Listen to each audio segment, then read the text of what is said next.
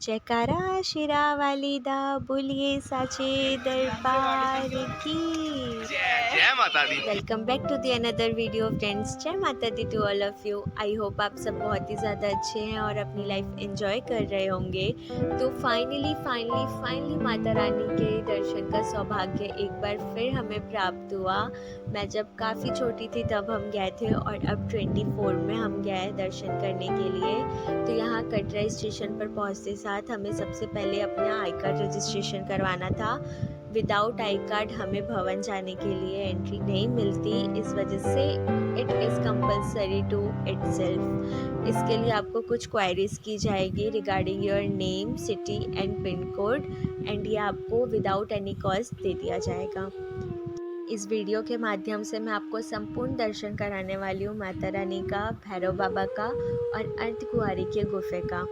तो प्लीज़ बिना स्किप के वीडियो पूरा एंड तक देखिएगा, और अगर वीडियो अच्छी लगे तो please like share and subscribe भी ज़रूर कर दीजिएगा।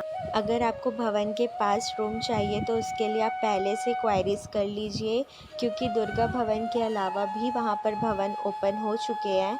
इस वजह से आप पहले से पूरी संपूर्ण क्वायरीज करके ही वहाँ पे जाइए और रजिस्ट्रेशन करवा के। और अगर आपको कटरा में चाहिए तो आप बस स्टैंड के पास जा कर के अपने लिए रूम ले सकते। काफ़ी चीप प्राइस में स्टार्टिंग 400 से है।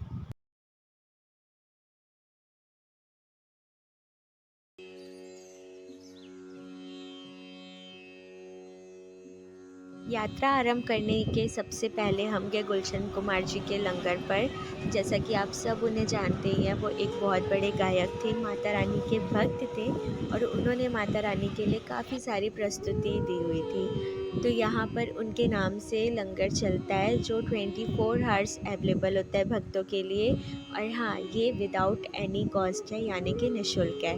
और यहाँ आपको एकदम प्योर खाना मिलेगा बिना लहसुन प्याज के। तो यहाँ खाने पर था पूड़ी, चावल, कढ़ी, राजमा की सब्ज़ी और हलवा, जो बहुत ही ज़्यादा टेस्टी था। यात्रा आरंभ करते हुए हम बढ़े बाणगंगा की ओर। यहाँ पर माता रानी ने बाण चलाकर गंगा जल प्रज्वलित किया था, हनुमान जी की प्यास बुझाने के लिए और अपने केश धोने के लिए।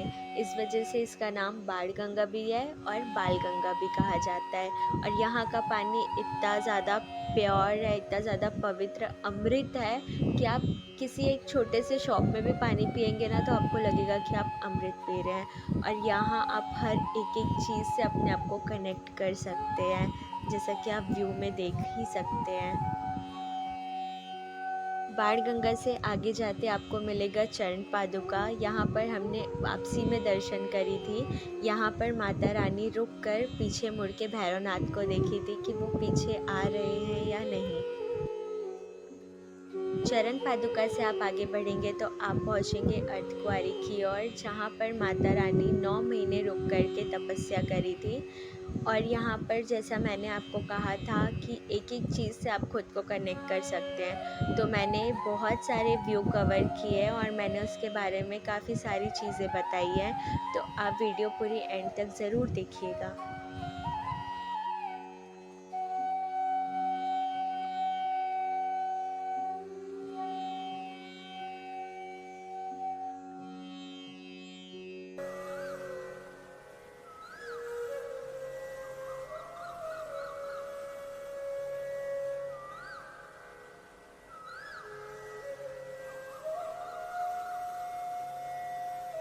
यहाँ हम पहुँच चुके थे आधे रास्ते में, यानी कि अर्धकुंवारी पर, जहाँ माता रानी भैरव बाबा से छुपकर मृत अवस्था में 9 महीने तपस्या करी थी।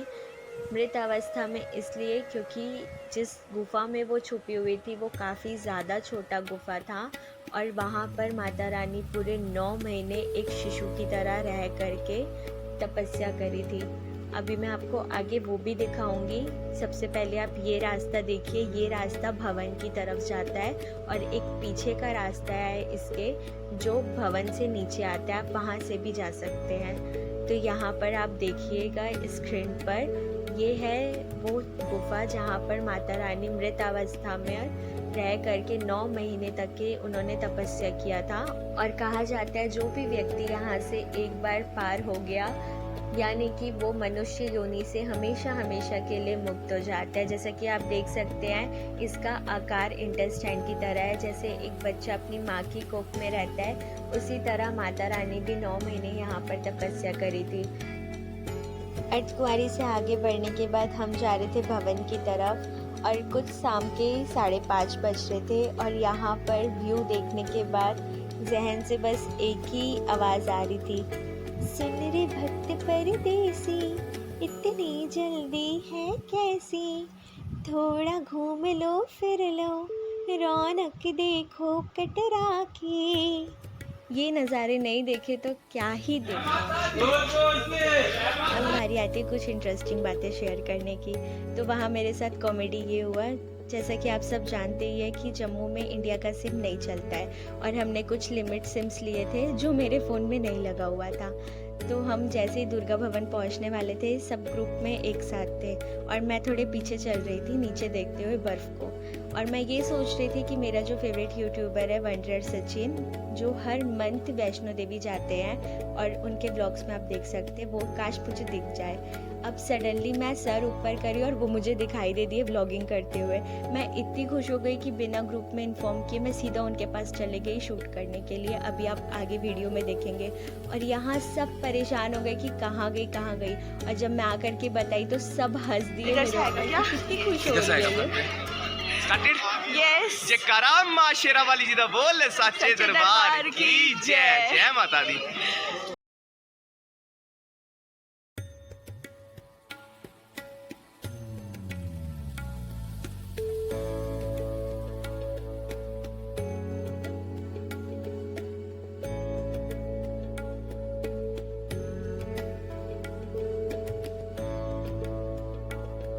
यहाँ साक्षात माँ सरस्वती, माँ काली, माँ लक्ष्मी विराजमान है। जैसा कि आप देख सकते हैं, पिंडियों के रूप में बीच में माँ लक्ष्मी है, उनके लेफ्ट साइड में माँ काली है, और उनके राइट साइड में माँ सरस्वती है।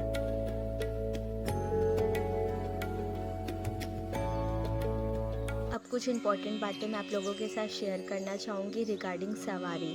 उसके पहले मैं आप लोगों को बताना चाहूँगी, जब सुबह मेरा आँख खुला और सामने माता रानी के भवन को मैंने देखा, बिल्कुल विश्वास नहीं हो रहा था ये दृश्य देख करके। इतना प्यारा दृश्य, ऊपर से बर्फ़ गिरी हुई थी रात के टाइम में, तो सामने पूरे बर्फ़ थे, और इतना प्यारा दृश्य था। इसके साथ साथ मैं ज़ोर ज़ोर से हंस भी रही थी, क्योंकि आप खुद ही देखिए ना इस बच्चे को, इससे बड़ा तो इसका डंडा है। और साथ में मेरी फ़ोटो देख लीजिए, मुझसे भी बड़ा मेरा डंडा था जब मैं गई थी। तो सारे पुराने पल मुझे याद आ गए थे इस वजह से। तो अब मैं आप लोगों को बताती हूँ, कटरा से लेकर के माँ वैष्णो देवी के भवन तक जाने का सफ़र। अगर आप कंफर्टेबल हैं तो आप नीचे खच्चर, घोड़ा या पालकी कर सकते हो, वो आपको तुरंत मिलेगा।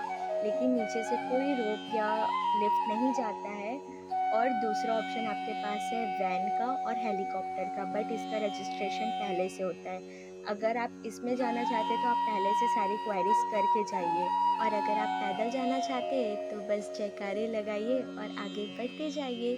और हाँ, कमेंट सेक्शन में जय माता दी ज़रूर लिखिएगा। जय माता दी।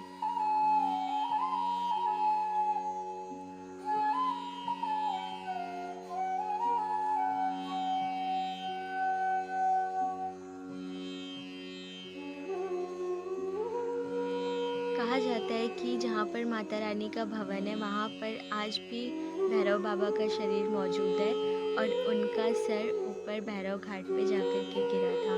तो अभी हम वहाँ जा रहे हैं भैरव घाट की तरफ, तो मैं आप लोगों को दिखाती हूँ। मैंने उसमें एक छोटा सा फ़ोटो क्लिप ऐड किया, आप ज़रूर देखिएगा।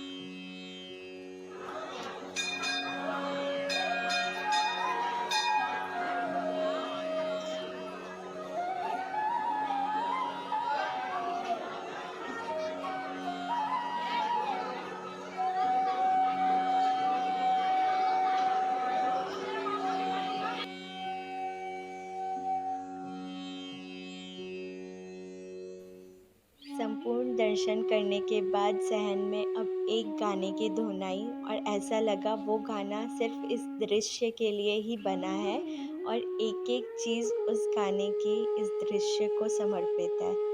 तो मैं आप लोगों को गा के सुनाती हूँ, वैसे तो मैं सिंगर नहीं हूँ, लेकिन अगर अच्छा ना लगे तो भी बता दीजिएगा, ओके? चारों दिशाएँ चार खंभे बनी हैं, मंडप पे आसमां की चादर टंगी